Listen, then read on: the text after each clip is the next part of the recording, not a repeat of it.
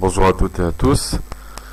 Une question que je pose aux élites françaises, et donc pour leur rappeler que les musulmans ne sont pas des imbéciles quand vous faites tout pour mener la politique de la France à l'étranger alors que ces populations n'en veulent pas.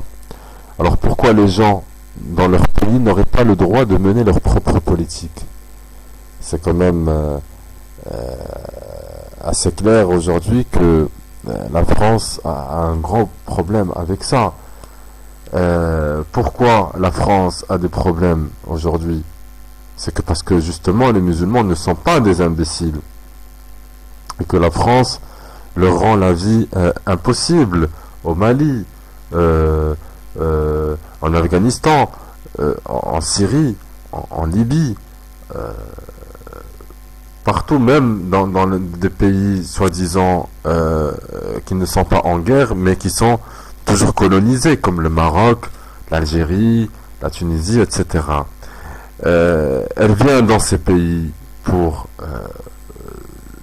prendre leurs ressources, les richesses du sol, les richesses maritimes, les richesses humaines, et pour massacrer aussi les musulmans, parce qu'elle a un grand problème avec le vrai islam. Elle tue par centaines et par milliers, et en même temps elle veut que ces pays que ces gens-là soient gentils, que les vrais musulmans soient gentils. Donc j'espère que vous avez compris ce que je vous raconte ici, parce que ce qu'il faut savoir, c'est que la France ne peut pas faire la loi chez les autres, et notamment chez les musulmans, car les musulmans, ils ont leur propre loi, et ils ne veulent pas de votre démocratie, de vos droits de l'homme, de votre laïcité et votre charabia. Simplement, il faut voir la réalité en face. Pourquoi la France n'intervient pas en Israël, par exemple, alors que là, il y a beaucoup de gens qui souffrent, qui sont exportés, qui sont massacrés par les Israéliens, notamment le peuple palestinien. Alors pourquoi la France ne défend pas ces peuples qui sont massacrés tous les jours?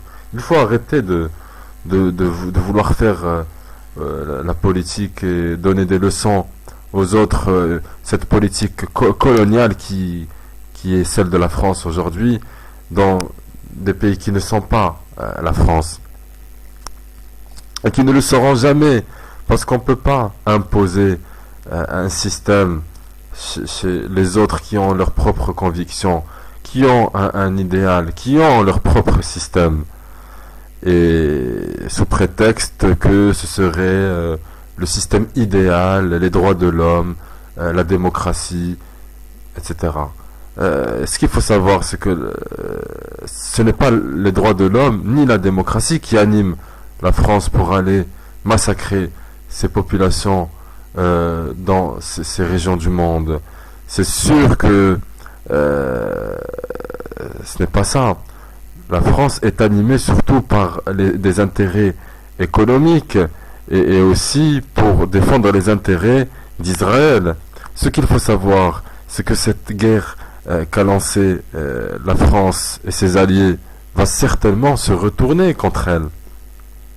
Ça, il faut le savoir, parce qu'on sème, celui qui sème le vent récolte la tempête. Et la France a semé le vent, elle va récolter la tempête. Et puis tous les musulmans tués jusqu'à aujourd'hui, vous allez payer le prix, et ça coûte cher. Et après vous dites, la France dit que c'est eux les criminels, c'est eux les barbares, c'est eux les terroristes. Non, je suis désolé, c'est vous la France qui êtes criminels, terroristes et barbares. Ce n'est pas compliqué de savoir la vérité, de le savoir, qui sont les vrais criminels.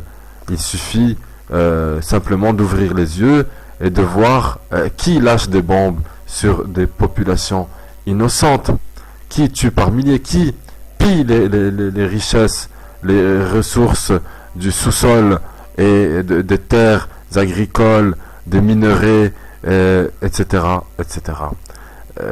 Que dire de tous les civils qui ont été tués en Irak, en Libye, en Syrie, au Tchad, au Mali, etc., etc., où la France a toujours été présente dans ces pays qui ne sont pas à elle. La France n'a pas bougé un doigt pour tous ces innocents qui se font massacrer aujourd'hui par le régime criminel de Bachar Assad, l'Assad le barbare, alors que qu'il y a maintenant de quoi avoir peur.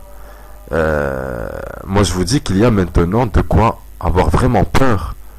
Et il faut s'attendre à tout, parce que la France doit cesser tout de suite d'aller foutre son nez chez les autres et de bombarder les populations musulmanes, surtout les vrais musulmans, parce que les musulmans, ils ont un Dieu qui les protège, et faire très attention sur la totalité de la planète. Je vous remercie de m'avoir écouté et à la prochaine.